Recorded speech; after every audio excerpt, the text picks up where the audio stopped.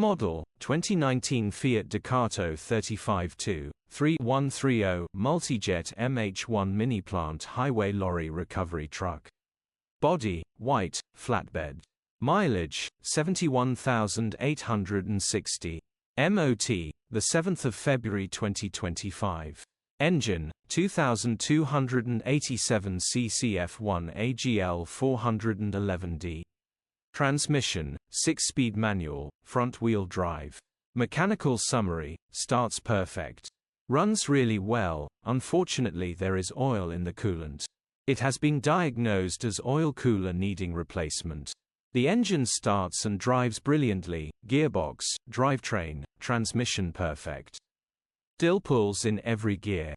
Condition summary, bodywork is very clean. Interior is very clean. Rear load area is very clean, genuine honest work van. Well looked after van. Features, 0 former keepers, electric windows. EU status, Euro 6. HPI, clear. Cap retail, £8,795 plus VAT. Click the link in the description for pictures and more info. Alternatively,